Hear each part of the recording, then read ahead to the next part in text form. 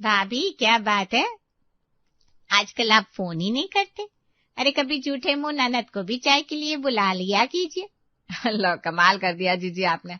अरे आपका अपना घर है, जब मन करे तब चलिए आइए। और नाश्ते का क्या है, आप आने लगे, सिर्फ चाय नहीं 10 तरह का नाश्ता करवाऊंगी मैं आपको, आप भी याद रखेंगी। बस भाभी, आपकी यही आदत तो दिल जीत लेती है। खातिरदारी करने में आप कभी पीछे नहीं हटती। अरे पूरे दिल से स्वागत को तैयार रहती हैं। चलिए फिर जल्दी ही मिलना होगा।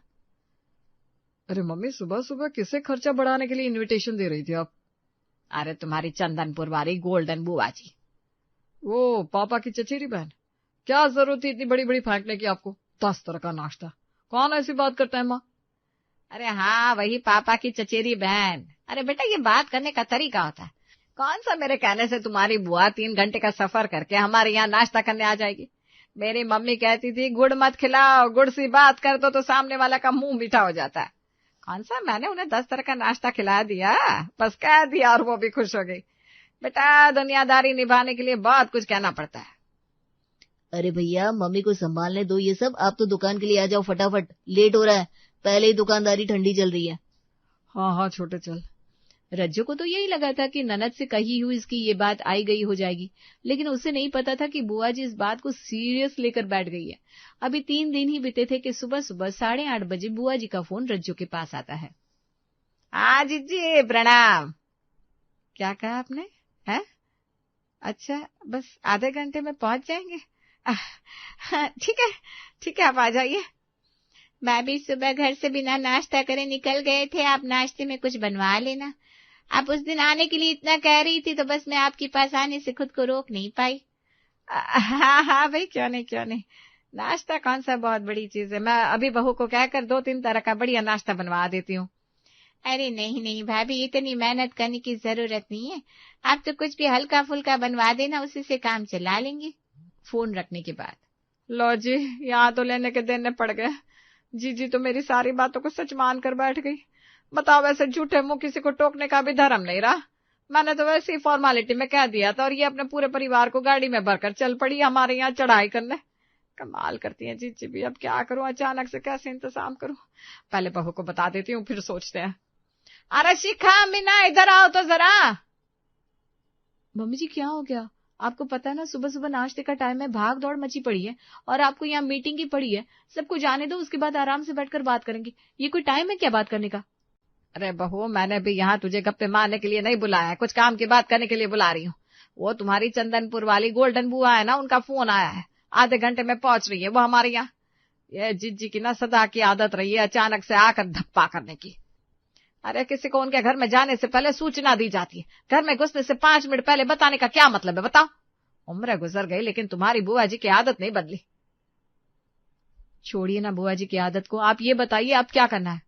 बेटा तू ये बता, 5 लोग आ रहे हैं बुआ के साथ, सबके नाश्ते का इंतजाम तो हो जाएगा ना?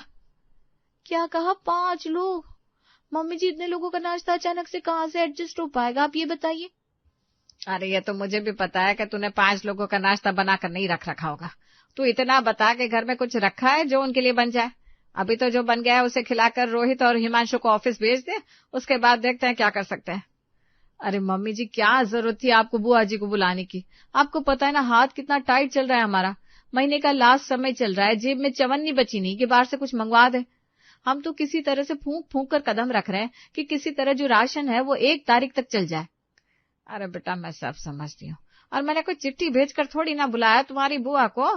बताया ना, उनकी सदा की आदत है, जब मन किया किसी के यहाँ भी मुंह उठाकर पहुंच जाती है, ना किसी से पूछना ना बताना।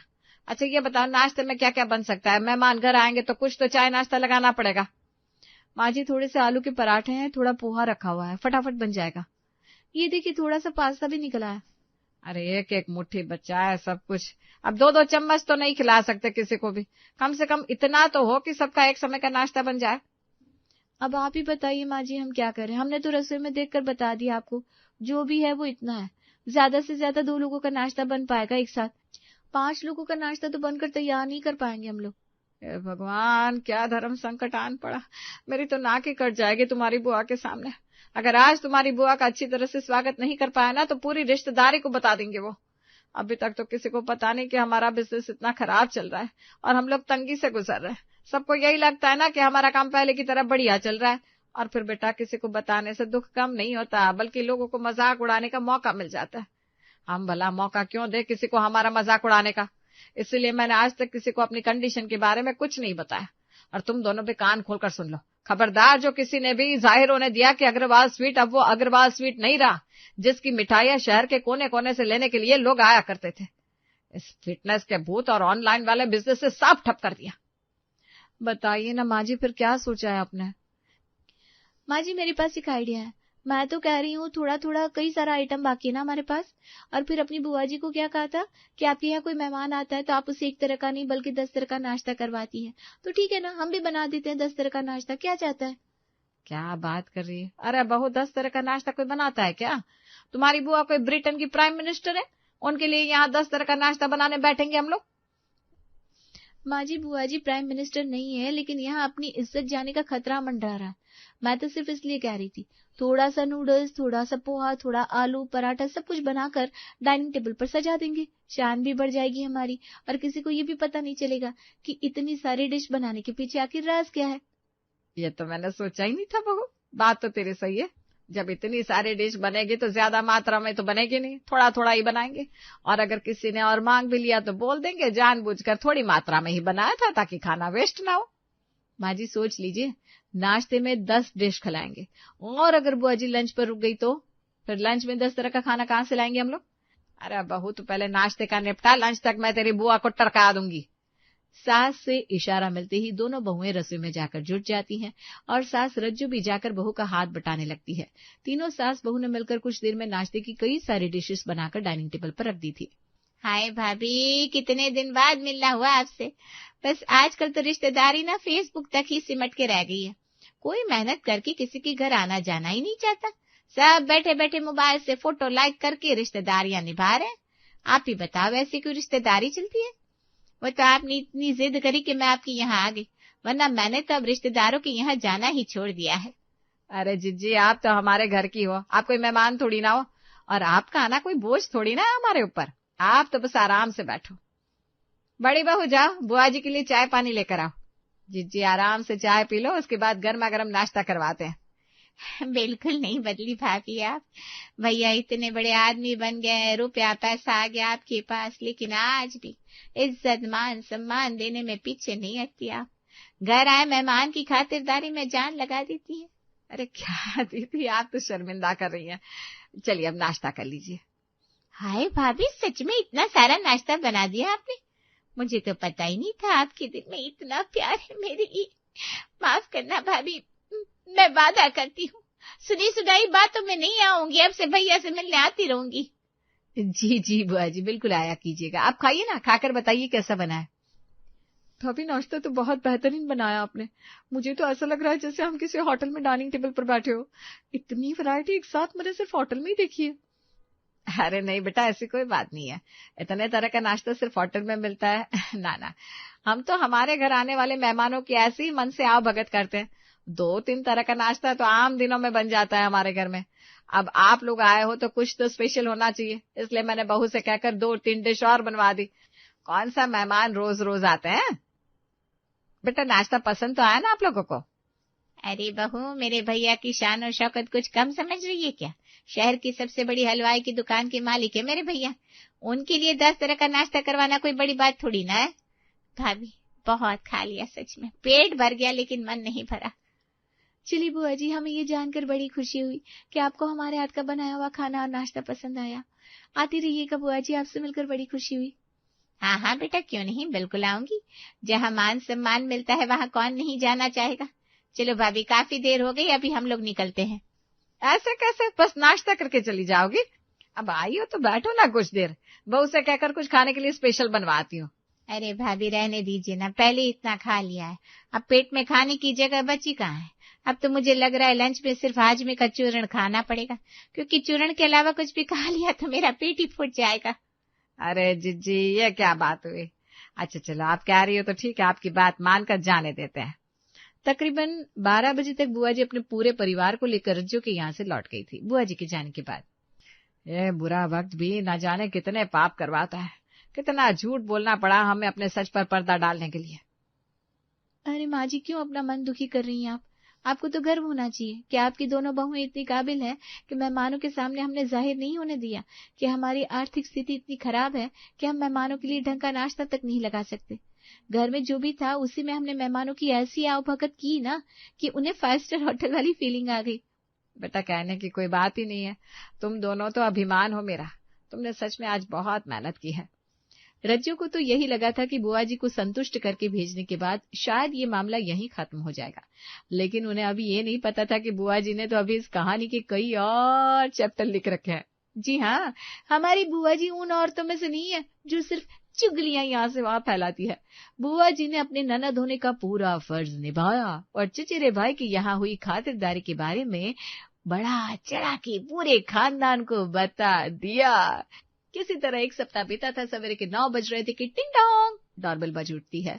रज्जू जाकर दरवाजा खोलती है तो सामने उसे अपनी चाची सास खड़ी हुई नजर आती है। अरे रज्जू, पहचाना क्या? हाँ चाची जी, पहचानूंगी क्यों नहीं। आप तो रामपुर वाली चाची जी है ना। आज अचानक हमारे यहाँ का रास्ता कैसे भूल गई? अरे भाई, रास्ता क्यों भूल जाऊंगी, सोच समझ कर आई हूँ अपने भतीजे से मिलने के लिए।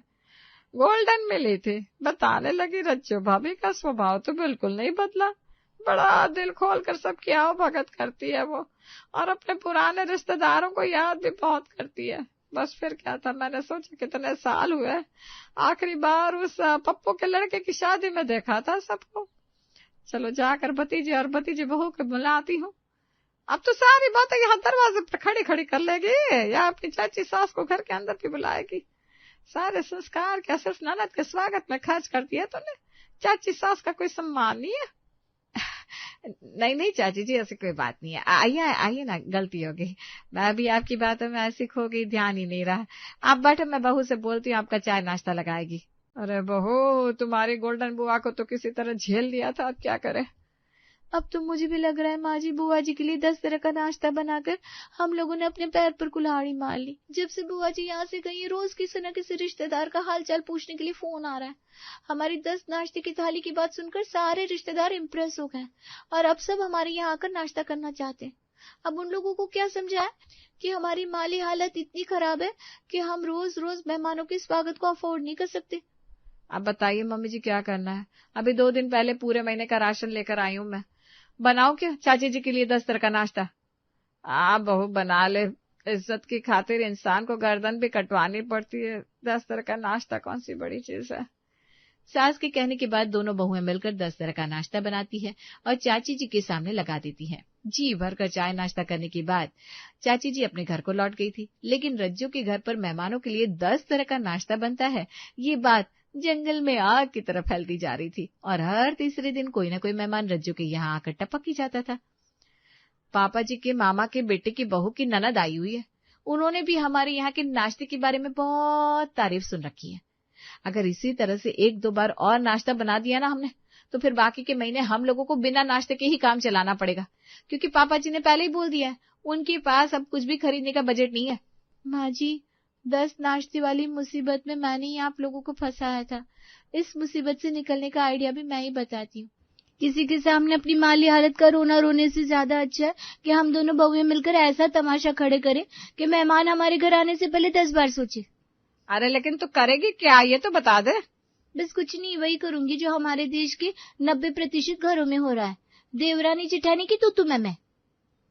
बस बहुत हो गया, परेशान हो गई हूँ मैं। अरे ऐसे बड़े घर में शादी करने से तो अच्छा था किसी गरीब घर में शादी करके चली जाती, कम से कम सुकून तो होता जिंदगी में। यहाँ तो रोज रोज रसोई में 10 तरह के नाश्ते बनाते बनाते मेरी जान निकल जाएगी। पता नहीं कैसे बेशर्म रिश्तेदार है, रोज कोई ना कोई मुंह उठाकर चलाता है। अरे ओ देवरानी जी, ज्यादा नाटक करने की जरूरत नहीं है।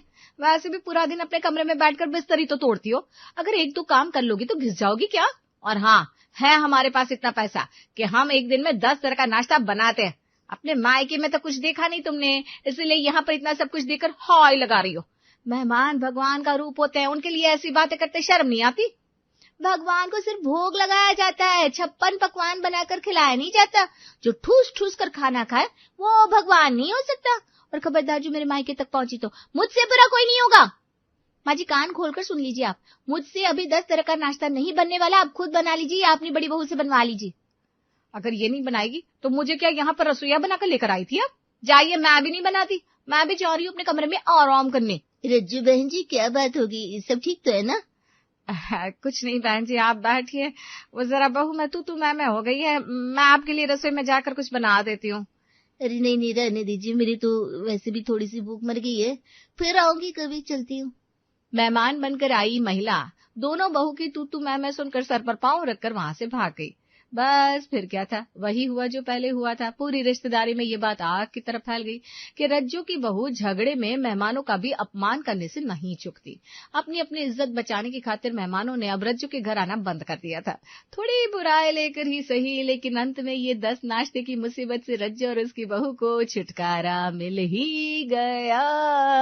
अरे संजू, आज फिर तुमने एकदम मेरे जैसे कपड़े पहन लिए, कुछ और पहन लो ना, वरना कॉलेज में फिर से सबको कंफ्यूजन हो जाएगी। अरे अंजू, मगर मैं क्या करूं, बाबा ने हम दोनों के लिए ज्यादातर एक जैसे कपड़े ही ला रखे हैं। अरे संजू, बदल लो ना, मुझे बिल्कुल नहीं पसंद, वो सब बच्चे हमें चिढ़ाते हैं। अच्छा ठीक है, जैसा तुम कहो। अरे तुम दोनों कॉलेज के लिए तैयार हो गई क्या? हाँ माँ, मैं तो हो गई, मगर ये संजू कपड़े बदलने जा रही है, बस ये बदल कर आ जाए तो हम दोनों जाएं। ओफो, कितनी देर कर रही हो। अच्छा ठीक है, ये रहा दोनों का टिफिन, वक्त पर चले जाना, और अब मैं जा रही हूँ काम पर। अंजू और संजू दोनों जुड़वा बहनें थी और उनके बाबा का देहांत बचपन में ही हो गया था। तब से उनकी माँ रुबीना ही एक छोटी सी नौकरी करके दोनों को पाल रही थी। रुबीना ऑफिस चली जाती है, तभी अंजू कहती है, ओफो देखो ना संजू, माँ हमारी वजह से कितना परेशान रहती हैं। संजू दूसरे कपड़े पहनकर आ जाती है। हाँ, मगर हम कर भी क्या सकते हैं अंजू, हमने तो माँ को कितनी बार कहा है कि हमारी इतनी फिक्र छोड़ दे, और खासकर हमारी शादी की। और क्या, मैं तो तब तक शादी नहीं करने वाली जब तक हमसे दहेज ना लेने वाले लड़के ना मिले। हाँ हाँ, मगर अंजू मुझे तो लगता है हमें लड़का ही नहीं मिलेगा, दहेज ना लेने वाले तो मैं सपने में भी नहीं देख रही। अरे शुभ शुभ बोलो संजू, हम इतने भी बुरे नहीं, ठीक ठाक दिखते भी हैं। हाँ, मगर फिर भी कोई लड़का हमें नहीं देखता, या हमारे घर कोई रिश्ता नहीं आता। और हमारी क्लास की लड़कियों को तो देखो, उनके लिए तो अभी से इतने रिश्ते आ चुके हैं, और कॉलेज में भी उनके आगे पीछे लड़के घूमते रहते हैं। अरे पर वो सब कितना मेकअप और कितना तैयार होकर आती हैं, और पढ़ाई भी नहीं करती, और हम दोनों क्लास के टॉपर हैं। अब तू ये सब छोड़ना संजू, जल्दी चल वरना देर हो जाएगी। दोनों जुड़वा बहनें अपनी क्लास में पहुंच जाती हैं। अक्सर लोग उन्हें बड़े ध्यान से देखते थे और उनका मजाक भी उड़ाते थे। हाँ देखो देखो, पढ़ाकू सीता गीता आ गई। ए रीता, मैंने तुझे कितनी बार कहा है हाँ कि ये बकवास मत किया कर। मेरा नाम अंजू और मेरी बहन का नाम संजू है, समझ में आया? अरे अरे देखो तो जरा इसकी हिम्मत। तुझे पता भी है मेरे पापा कौन है? इस कॉलेज के प्रिंसिपल। और तुम्हारे? तुम्हारे तो पापा ही नहीं है। क्या क्या कहा तूने? ए जरा आवाज नीची, वरना एक बार अपने बाप को बोलूंगी ना तो वो तुम दोनों को धक्के मार कर यहाँ से बाहर निकाल देंगे, इसलिए जरा तमीज से बात करना। हाँ, रीता की बात सच थी, इसलिए क्लास के ज्यादातर बच्चे उससे डरकर उससे दूर ही रहते थे। अंजू छोड़ना, इससे क्यों बहस कर रही है? उसने ज्यादा थोड़ी ना कुछ बोला। ज्यादा नहीं बोला? अरे हर वक्त तो हमें कुछ ना कुछ उल्टा सीधा बोलती रहती है। हाँ तो मेरा जो मन होगा वो बोलूंगी। अरे जाओ, जाकर पहले पढ़ाई करो, वरना फिर से एग्जाम में अंडा मिलेगा, पिछली बार की तरह। अंजू की बात पर पूरा क्लास ही हंसने लगता है। ए अंजू, तेरी इतनी हिम्मत, तूने मेरा मजाक उड़ाया, अभी बताती हूँ तुझे। गुस्से में रीता अंजू के बाल पकड़ने जाती है, मगर अंजू भी कुछ कम नहीं होती। वो पीछे हट जाती है और पहले रीता के बाल पकड़ लेती है। दोनों एक दूसरे से इसी तरह लड़ने लगती हैं। अरे अंजू छोड़ देना, कॉलेज से रेस्टिगेट होना है क्या, छोड़ दे। लेकिन दोनों लड़कियां रुकने को तैयार नहीं थी। तभी वहाँ पर रीता के पापा यानी कॉलेज के प्रिंसिपल मोहन दो लड़कों के साथ आ जाते हैं और जोर से चिल्लाते हैं, ये सब क्या हो रहा है यहाँ पर? अरे पापा आप। तुम तीनों जल्दी से मेरे ऑफिस में आओ, अभी के अभी। मोहन अंजू, संजू और रीता को ऑफिस में बुला लेता है, साथ में वो दोनों लड़के भी थे। अब बताओ आखिर हुआ क्या था? पापा वो नहीं, तुम बताओ। मोहन संजू की तरफ इशारा करता है तो वो कहती है, वो दरअसल सर, रीता हम दोनों को अक्सर चिढ़ाती रहती थी और हमारे पिताजी भी नहीं है, और उसने आज हमें धमकी दी कि वो आपसे कहकर हमें कॉलेज से निकलवा देगी अगर हमने उसकी बात नहीं सुनी तो। इस बात पर अंजू ने उससे लड़ाई कर ली। अच्छा, तो तुमने ये किया रीता? मैं तो तंग आ गया हूँ तुम्हारी इन हरकतों से। तुम्हारी माँ की वजह से तुम एकदम बिगड़ गई हो। लेकिन तभी पीछे खड़े हर्षित और नितिश हंसने लगते हैं। पिताजी, मैं तो कहता हूँ बहुत अच्छा किया अंजू जी ने, ये इस रीता के साथ ऐसा ही करना चाहिए था। हाँ, सही कहा। ओफो भैया, आप दोनों तो चुप ही करिए। हाँ। माफ कर दो अंजू संजू, अब ये दोबारा ऐसा नहीं करेगी। और हाँ, तुम दोनों अपने क्लास की टॉपर हो ना? जी जी सर। बाकी सब तो ठीक है, मगर तुम्हें भी लड़ना नहीं चाहिए था। जी माफ कर दीजिए सर। ठीक है, पहली बार है इसलिए सबको माफ कर रहा हूँ। दोबारा ऐसा नहीं होना चाहिए।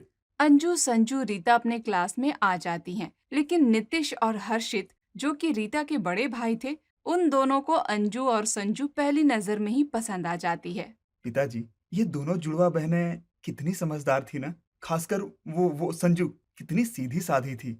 नहीं नहीं नीतीश, मुझे तो लगता है वो दूसरी वाली अंजू बहुत अच्छी थी। उसने तो रीता से लड़ाई ही कर ली। वो किसी से नहीं डरती। आखिर तुम दोनों को हो क्या गया है? कहीं तुम दोनों को वो दोनों लड़कियां पसंद तो नहीं आ गई? शायद। क्या इसमें कुछ गलत है पिताजी? आप तो कब से चाहते थे कि हम दोनों शादी कर ले। हमें ही कोई पसंद नहीं आ रही थी, तो अब ये तो अच्छा है, मुझे भी वो दोनों पसंद है। दोनों बहुत संस्कारी भी लग रही थी और पढ़ने में भी अच्छी, और जुड़वा बहनें भी हैं। बस हाँ, रीता को ये बात कुछ खास पसंद नहीं आएगी। अरे वो भी मान जाएगी आखिर में। मानना ही पड़ेगा, क्योंकि हमने अपना फैसला जो कर लिया है। इसी तरह से नितिश और हर्षित दोनों अंजू और संजू से शादी करने का फैसला कर लेते हैं। मोहन दोनों जुड़वा बहनों के घर रिश्ता भिजवा देते हैं और इतने अच्छे रिश्ते को उनकी माँ मना भी नहीं कर पाती। वाह वाह, इससे बेहतर तो कुछ नहीं हो सकता। उन्हें दहेज भी नहीं चाहिए और तुम दोनों एक ही घर में जाओगी, क्यों, है ना? अरे माँ, मगर वो उस घर में रीता भी तो है ना। अरे वो अब तुम्हारी ननद बनेगी, उससे दोस्ती कर लेना। हाँ हाँ हाँ, अंजू तो उसके बाल नोच चुकी है, सबसे पहले जाकर यही तो दोस्ती करेगी उससे। मेरी कोई गलती नहीं थी। ओफो, तुम दोनों ये शादी करोगी या नहीं? या फिर तुम दोनों ये चाहती हो कि मैं जिंदगी भर नौकरी करके तुम्हारे दहेज के लिए पैसा इकट्ठा करूं? अच्छा अच्छा ठीक है माँ, हम तैयार हैं। वैसे भी मुझे वो हर्षित जी पसंद तो आए थे, और मुझे नीतीश जी। इसी तरह से अंजू की शादी हर्षित से और संजू की शादी नितिश से हो जाती है। वो दोनों अपने ससुराल आ जाती हैं। दोनों अपने सास ससुर के पैर छूती हैं। जीती रहो बहुओं। हाँ हाँ, खुश रहो। अरे लेकिन मुझे तो अभी तुम दोनों को अच्छे से पहचानने में ही बड़ा वक्त लगेगा कि कौन सी वाली अंजू है और कौन सी वाली संजू। अरे माँ, आसान है। मेरी पत्नी संजू और मेरी पत्नी अंजू। सभी लोग हर्षित की बात पर हंसने लगते हैं, लेकिन रीता कोने में बैठकर मुंह बना रही थी। ओफो, मुझसे तो ये सब कुछ, ये फैमिली ड्रामा देखा ही नहीं जा रहा। मैं जा रही हूँ। इतना कहकर रीता वहां से चली जाती है, लेकिन कोमल कहती है, अरे तुम लोग चिंता मत करो, ये रीता थोड़ी जिद्दी जरूर है, मगर दिल की साफ है। जल्द ही तुम दोनों को अपना लेगी। हाँ। अंजू और संजू अपने ससुराल आकर बहुत खुश थी। उनके सास ससुर पति सब बहुत अच्छे थे और उनकी किस्मत तो जैसे बदल ही गई थी। शादी के कुछ समय बाद ही दोनों बहुएं एक साथ गर्भवती हो जाती हैं। वाह वाह, जाओ जाओ नितिश, हर्षित, कम से कम 20 किलो लड्डू लेकर आओ। पूरे मोहल्ले में लड्डू बंटवाऊंगी। मेरी दोनों बहुएं एक साथ जो माँ बनने वाली है। संजू, सच में ये तो कमाल की बात है कि हम एक साथ ही बच्चे को जन्म देंगी। सही कहा अंजू, सोचना अगर हम दोनों के बच्चे एक ही दिन इस दुनिया में आए तब तो और भी कमाल की बात होगी। जुड़वा बहनों को एक साथ गर्भवती होने की बात पूरे मोहल्ले में फैल जाती है और सभी औरतें उनसे मिलने आने लगती हैं। अरे संजू अंजू, कमाल है, तुम दोनों जुड़वा। तुम्हारी शादी भी एक ही घर में हुई और अब बच्चे भी एक ही समय पर हो रहे हैं। तुम दोनों की किस्मत तो बड़ी ही अच्छी है। हाँ आंटी जी, बस हमारे बच्चे की किस्मत भी ऐसी ही हो। सही कहा अंजू ने। समय बीत जाता है और 9 महीने बाद एक ही दिन एक ही साथ अंजू संजू को पेट में दर्द शुरू होता है। माँ जी, माँ जी। अरे क्या हुआ? लगता है इन्हें अस्पताल ले जाना पड़ेगा। मोहन जी, हर्षित, नितिश, जल्दी से गाड़ी निकालो। सभी गाड़ी में बैठकर अस्पताल पहुंच जाते हैं और आधी रात में दोनों जुड़वा बहनों की एक एक बेटी पैदा होती है। और हैरानी की बात तो ये थी कि बड़े ही कमाल की बात है, ये दोनों जुड़वा बहनें थी, इनको अलग अलग बेटी हुई, मगर फिर भी दोनों बेटियां जुड़वा हैं, यानी कि एकदम एक जैसी दिखती हैं। एक ही जगह तिल भी है। ये तो चमत्कार है। बड़ी ही कमाल की बात है ये तो। अरे हमारे घर लक्ष्मी आई है, लक्ष्मी, वो भी दो दो। चलो चलकर उनसे मिलते हैं। अंजू और संजू की बेटियां एक ही साथ एक ही झूले में लेटी हुई थी, मगर एक मुस्कुरा रही थी तो दूसरी रोए जा रही थी। अरे बड़ी अजीब बात है, दोनों दिखने में एकदम एक जैसी, मगर एक रोए जा रही है जबकि दूसरी कैसे मुस्कुरा रही है। पता नहीं माँ जी, मेरी बेटी कब से रोई जा रही है। लाइए मुझे दे दीजिए, मैं चुप कराती हूँ। लेकिन बच्ची चुप ही नहीं होती। हर्षित उसे पूरे अस्पताल में घुमा लाता है, फिर भी नहीं। माँ जी, मुझे तो बड़ी चिंता हो रही है, ये इतना क्यों रो रही है? हाँ चिंता मत कर अंजू, इसे घर ले चलते हैं, वहाँ ये जरूर चुप हो जाएगी। संजू तू भी अपनी बेटी को ले और घर चल। पूरा परिवार घर आ जाता है। बड़ी मुश्किलों के बाद आखिर अंजू की बेटी सो जाती है। संजू बड़ी चिंता हो रही है मुझे इसकी। हम दोनों की किस्मत तो हमेशा एक जैसी थी, लेकिन मुझे ऐसा लगता है हमारी बेटियों की किस्मत एक दूसरे से एकदम उल्टी होगी। अरे तुम ऐसे क्यों सोच रही हो अंजू? ऐसा कुछ नहीं होने वाला, देखना सब अच्छा ही होगा। अगले ही दिन मोहल्ले की सभी औरतें अंजू और संजू की बेटियों को देखने के लिए घर में भीड़ लगा देती हैं। वाह वाह, अलग अलग पेट से जन्मी फिर भी जुड़वा, कमाल है। अरे पर इनका नाम क्या है? मैंने अपनी बेटी का नाम रिया रखा है। और मैंने सिया। वाह बड़े प्यारे नाम हैं। तभी अचानक से रिया फिर से रोने लगती है। अरे अरे क्या हुआ रिया बेटा? लगता है इसका डायपर बदलना पड़ेगा, मैं अभी आई। अंजू अपने कमरे में चली जाती है और जब वो थोड़ी देर बाद लौटती है तो देखती है सब औरतें जा चुकी थी। अरे सब कहाँ चले गए? अरे बहू, सब औरतें चली गईं। और ये क्या, रिया को तो किसी ने नेक भी नहीं दिया, सब सिया को ही देकर चली गईं। क्या सब लोग मेरी बेटी को बिना नेक और आशीर्वाद दिए ही चली गई? भला ये कैसी बात हुई? मैं सिर्फ 10 मिनट के लिए ही तो ऊपर गई थी। कोई बात नहीं अंजू, मैं दूंगी ना रिया को नेक और आशीर्वाद। ये ले। नहीं, मैं जा रही हूँ। ये तो सिर्फ शुरुआत थी। धीमे धीमे जैसे जैसे रिया और सिया बड़ी होती हैं, रिया की बुरी किस्मत साफ साफ दिखाई देने लगती है। जब उनका कॉलेज में एडमिशन होता है। माँ, माँ कहाँ हो माँ? अरे रिया बेटा क्या हुआ, सब ठीक तो है? माँ, मेरा उस कॉलेज में एडमिशन नहीं हुआ, जबकि मेरे और सिया के एक जैसे ही नंबर थे। उसको हो गया मगर मेरा नहीं हुआ। अब कोई क्या कर सकता है अगर तेरी किस्मत बचपन से ही इतनी खराब है तो। सिया ऐसे मत बोलो। मगर बेटा मुझे समझ नहीं आ रहा है कि एडमिशन क्यों नहीं हुआ। तुम्हारे भी तो अच्छे नंबर आए थे ना। माँ, किसी और का मुझसे पहले हो गया क्योंकि उसने वहाँ ज्यादा पैसे देकर बात कर ली और मैं नहीं कर पाई। अरे मेरी बच्ची चिंता मत कर, हम दूसरे कॉलेज में तेरा एडमिशन करवा देंगे।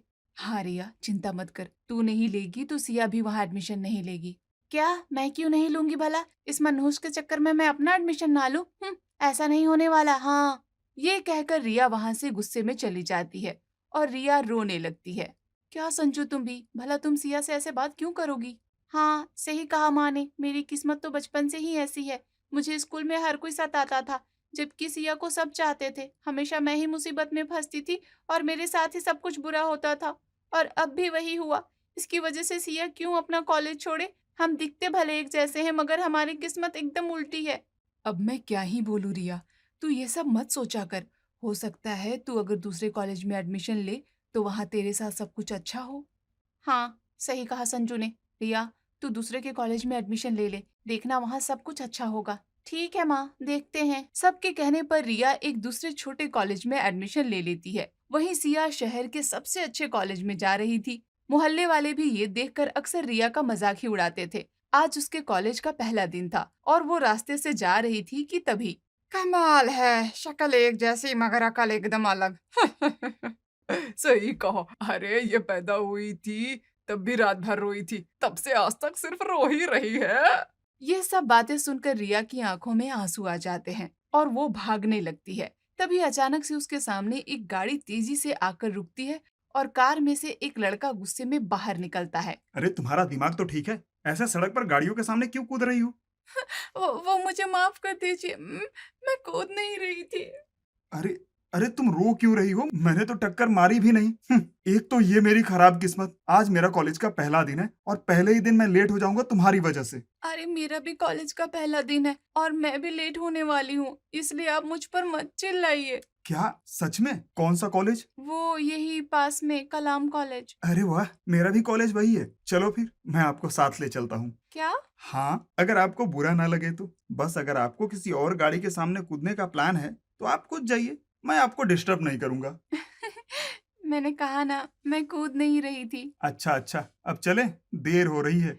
रिया और वो लड़का मनीष दोनों एक साथ में कॉलेज आ जाते हैं और कुछ ही देर में उनकी अच्छी दोस्ती भी हो जाती है। मानना पड़ेगा, तुम तो बड़ी ही मजाकिया हो। पहली बार किसी ने ऐसा कहा है, वरना सबको तो मैं मनहूस ही लगती हूँ। अच्छा, सबको या सिर्फ खुद को? हाँ शायद, मगर मैं क्या करूँ, बचपन से ही मेरी किस्मत इतनी बुरी रही और मेरी बहन की इतनी अच्छी। अरे मगर तुम्हारी किस्मत तो सबसे अच्छी है, अच्छा, वो कैसे? क्योंकि अगर तुम इस कॉलेज में ना आती तो मैं तुम्हें ना मिलता, फिर तुम्हारा इतना अच्छा दोस्त कैसे बनता? क्यों, है ना? इस बात पर रिया हंस पड़ती है। देखते ही देखते दोनों साथ में कॉलेज आने जाने लगते हैं और उनकी दोस्ती गहरी हो जाती है। मनीष के आने से रिया की किस्मत पलट जाती है। इसलिए कहते हैं कि कभी कभी गलत रास्ते हमें सही दिशा में ले जाते हैं।